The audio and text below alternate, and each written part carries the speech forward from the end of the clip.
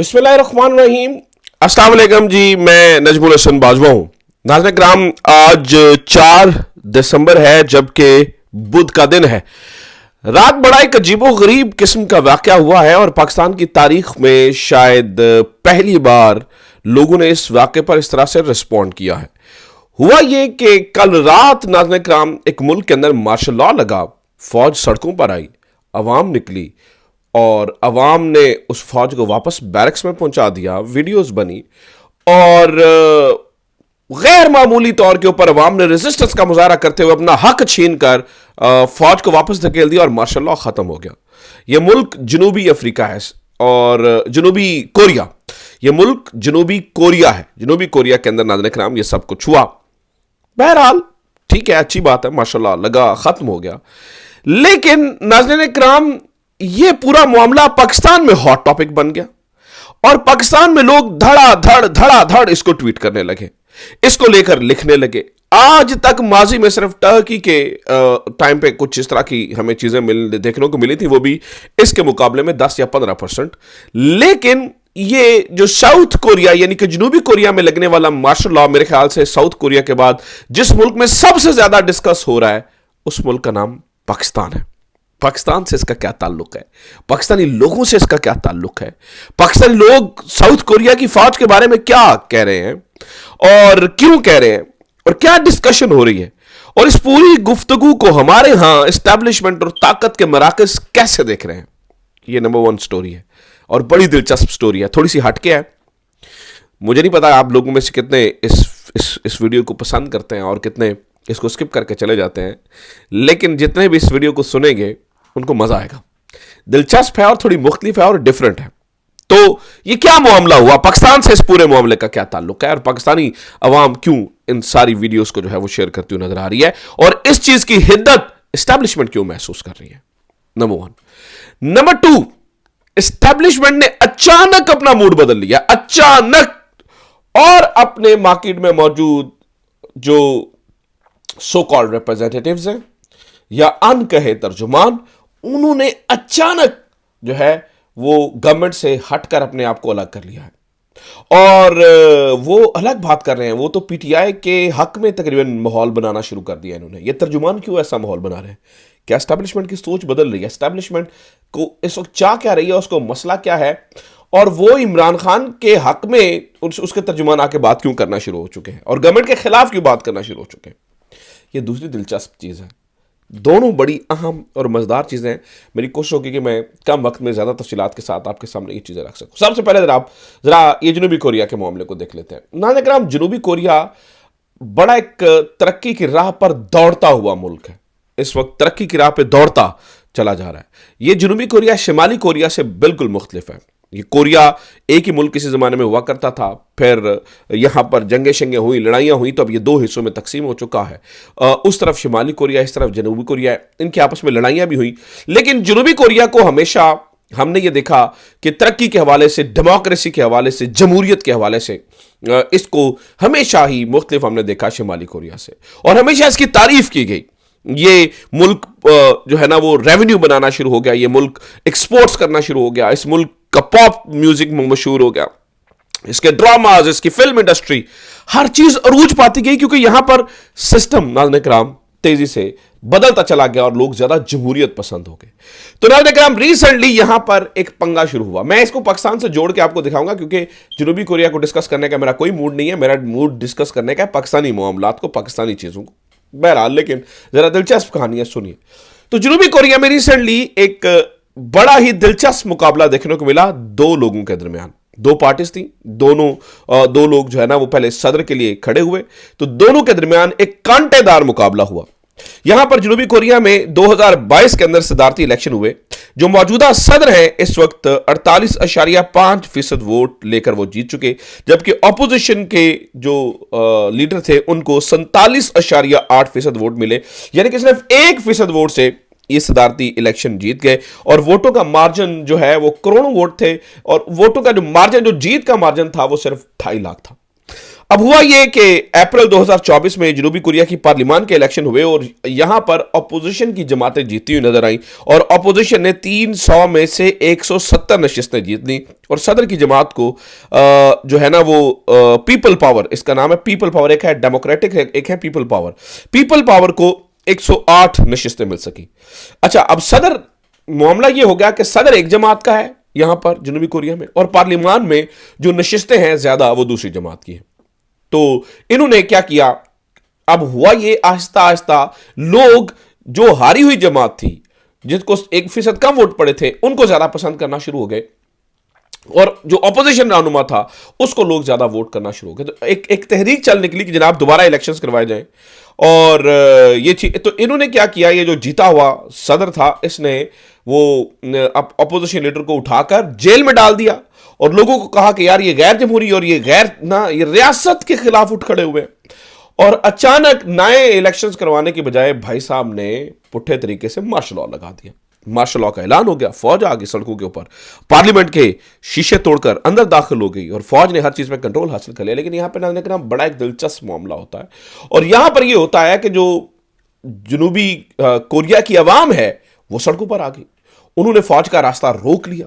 फौज का रास्ता रोका इसी तरह से जो इनके पार्लियामान के लोग थे, फौरी तौर पर अपोजिशन के लोगों ने कहा कि आप फटाफट पहुंचिए।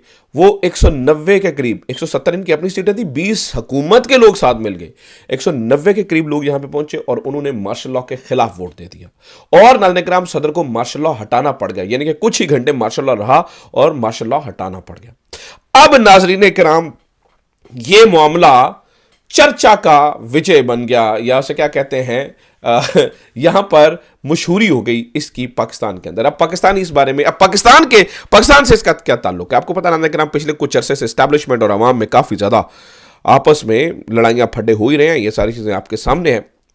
अचानक अवाम मुख्तलिफ सवाल करना शुरू हो गई।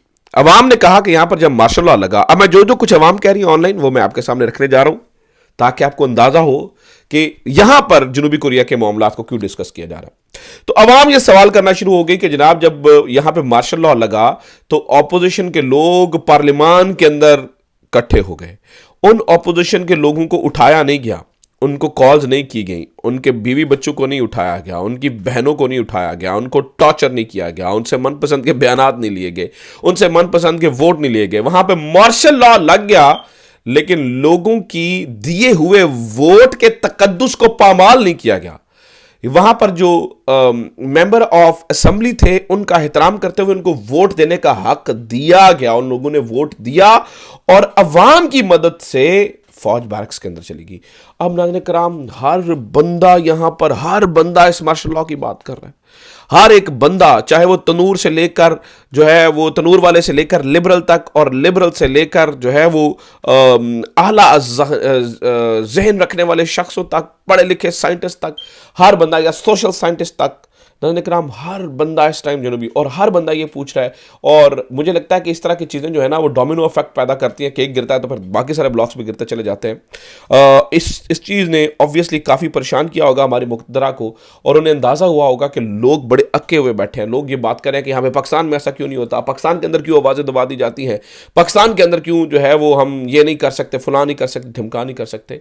तो नाज़रीन किराम अब ये इसका डायरेक्ट ताल्लुक, क्योंकि रिसेंटली गोलियां चली और ये सब कुछ हुआ, तो डायरेक्ट ताल्लुक लोगों ने अपने साथ जोड़ लिया है। वाकया कहीं और पर हुआ है लेकिन उसका ताल्लुक, इंपैक्ट पाकिस्तान में ज्यादा होगा क्योंकि रिसेंटली यहां पर आपको पता जो खून रेजी हुई उसकी वजह से। अब नाज़रीन किराम लोग इसको जोड़ रहे हैं कि भाई गैरतमंद कौमें इस तरह से अपना हक लेती हैं, अब तुम देखो पाकिस्तानी हो, तुमने क्या कर लिया, फला फला फला। इस वक्त आप सोशल मीडिया पे जाए आपको अंबार लगे नजर आएंगे। तो नाज़रीन किराम इस वाक़े के बाद जिस तरह से लोगों ने रिस्पॉन्ड किया, इस वाक़े के बाद हमारी इत्तलात ये है कि नाज़रीन किराम जो है वो इस्टेब्लिशमेंट ने हीट महसूस की है। इस्टेब्लिशमेंट ने ये महसूस किया है कि लोग बहुत खिलाफ हो रहे हैं और उन्होंने इस बारे में जो है ना वो महसूस करना शुरू कर दिया है कि आहिस्ता आहिस्ता जो लोगों की सोच है वो उनसे मुकम्मल हट चुकी है। लिहाजा अब नाज़रीन कराम इस्टेब्लिशमेंट में इस हुकूमत के पाँव के नीचे से ज़मीन खींचने की तैयारी कर रही है। मैं कुछ मिसालें देता हूँ। ब्रिगेडियर अशफाक हसन साहब का ये ट्वीट मेरे सामने पड़ा है। ब्रिगेडियर रिटायर्ड अशफाक हसन साहब, आपको अंदाज़ा होना चाहिए कि इस वक्त जितने भी जो गैर एलानिया तर्जुमान हैं वो एक ख़ास बात करते हैं और उन्हें जो लाइन आती है उधर नजर आते हैं। पहले फैसल वावड़ा साहब ने कहना शुरू किया कि ये रियासत नहीं, ये हुकूमत है, आप रियासत को एक जमात के ख़िलाफ़ ना खड़ा करें, आप ये ना कहें कि रियासत पाकिस्तान तहरीक इंसाफ के ख़िलाफ़, और रियासत पाकिस्तान तहरीक इंसाफ के ख़िलाफ़ बिल्कुल भी नहीं है, ये सरासर इल्ज़ाम है, यूँ ना कीजिए, फ़लाँ ना कीजिए, ये गैर मुनासिब बात है, ये अच्छी बात नहीं है। तो इस तरह की बातें हुई। अब नाज़रीन कराम हुआ ये कि यहाँ पर ब्रिगेडियर इशफाक हसन साहब की मैं आपको ट्वीट पढ़ के सुना रहा हूँ। वो कहते हैं जी, फैसल वावड़ा के बयान से इत्तफाक करता हूँ। हुकूमत आग लगाकर इसका मेला रियासत इसका मलबा रियासत पर डाल रही है। खाली डी चौक का वाक़या नहीं, बल्कि हुकूमत ने बहुत सारे काले विगो डाले खरीद कर इन लोगों के खिलाफ इस्तेमाल किए और करने पर लगे हुए हैं और नाम इस्टेब्लिशमेंट का लगा रहे हैं। ये नहीं चाहते कि PTI के हालात इस्टेब्लिशमेंट के साथ ठीक हों। उन्होंने ये भी कहा, वसूख से कहता हूँ, ये PTI का मुकाबला रियासत से नहीं बल्कि हुकूमत बामुकाबला PTI का है। जागते रहना, किबला दुरुस्त कर लें और अपनी फ़ौज के ख़िलाफ़ प्रोपेगेंडा में मत फंसें। अब आपको नाज़रीन कराम ये एहसास हुआ होगा कि उनकी सोच बदल रही है और वो कह रहे हैं कि भाई आप अपनी फ़ौज के ख़िलाफ़ प्रोपेगेंडा में ना करें, ये जो कुछ कर रही है आपके साथ गवर्नमेंट कर रही है और गवर्नमेंट आपको इस्तेमाल कर रही है। हमने आप पे गोलियां नहीं चलाई, गवर्नमेंट ने चलाई। इसी तरह की बातें नाज़रीन कराम इस वक्त फैसल वावड़ा भी करते हुए नजर आ रहे हैं। फैसल वावड़ा ने कहा, शहादतें हुई हैं, गोलियां चली हैं, पिम्स अस्पताल ने 3 शहादों का सर्टिफिकेट दिया है, हुकूमत इसका दिफा नहीं कर रही। हुकूमत कुरान भी उठा ले तो लोग इनकी बात मानने को तैयार नहीं है। सुने जरा फैसल वावड़ा क्या कह रहे हैं, आप अपनी कानों से सुनिए ताकि आपको अंदाजा हो सके कि मुख्तारिया गाल बहुत बढ़ गई है। वो उसको डिफेंड नहीं कर पा रहे भाई, उस पे शहादतें हुई हैं, गोलियां चली हैं, बंदे मरे, बट उस सर्टिफिकेट कहीं लिखा है कि ये पुलिस ने मारे, ये तो PTI भी मार सकती है। तो नाज़रीन कराम एक तरफ ये माहौल है, दूसरा गवर्नमेंट ने ये करना शुरू कर दिया है। इस वक्त इस्लामाबाद और गिरदोनवाह के अंदर जितने पख्तून लोग हैं, पख्तून रहायशे हैं, इन्होंने सिर्फ शिनाख्ती कार्ड देकर बंदे उठाना शुरू कर दिए हैं। मुख्तलिफ होटल्स का स्टाफ उठा लिया है। ये एक नफरत को नाज़रीन कराम जन्म दे रहे हैं। इस हुकूमत का बिल्कुल दिमाग खराब हो चुका है, इस बात का अंदाजा नहीं है। जेलें भर चुकी हैं, किन से नाज़रीन कराम, पख्तूनों से। और वो क्यों, पख्तूनों को किस बात की सज़ा दी जा रही है? उन्हें इस बात की सज़ा दी जा रही है कि वो इमरान खान को पसंद करते हैं। इस बात की सज़ा देकर पख्तूनों के खिलाफ ये इक़दाम किए जा रहे हैं। और मैं आपको ये बता दूं कि इस पे वो कह रहे हैं जी, ये फैसल वावड़े ने इस बात पे कहा, उन्होंने कहा जी, नून लीग का जाग पंजाबी जाग के नारे के साथ कौमियत पर पुराना हमला पुराना काम है। काबुल होटल के स्टाफ को उठाकर ले गए, कई वेटर्स को 2018 से जानता हूं। ये एस्टैब्लिशमेंट फौज या रेंजर्स नहीं, हुकूमत कर रही है। इसको तस्लीम करें, हुकूमत कुरान भी उठा ले तो कोई इन पर यकीन नहीं करेगा। सुने जरा, वो कह रहे हैं यार प्लीज आप हर बात रियासत पे ना डालें, रियासत नहीं कर रही है, ये नहीं कर रही है। अब सुने जरा पहले। इनका पुराना तर्ज सियासत है, जाग पंजाबी जाग वाला नारे के साथ सुबाइयत। सुने जरा, वो कहते हैं जी PN के ऊपर अटैक करना। शनिवारी का जो आप बता रहे हैं, होटल के स्टाफ भी जानते हैं, सालों साल से स्टाफ जानते हैं, काबुल के स्टाफ को उठा लिया है। अब जितने पठान होटल रेस्टोरेंट में गरीब मासूम लोग काम कर रहे हैं, साल 2018 से कई लोगों को खुद जानता हूं जो वेटर हैं जो काम करते हैं, जुल्म हो रहा है। ये फिर एस्टैब्लिशमेंट नहीं कर रही, ना फौज कर रही है, ना रेंजर्स कर रही है, ना कोई फौज का सिपाही कर रहा है। ठीक है, ये गवर्नमेंट कर रही है। ओन करें, ओन करने के बाद इसको थ्रैश आउट करने की बहुत जरूरत है, क्योंकि ये खतरनाक खेल है पाकिस्तान के अंदर।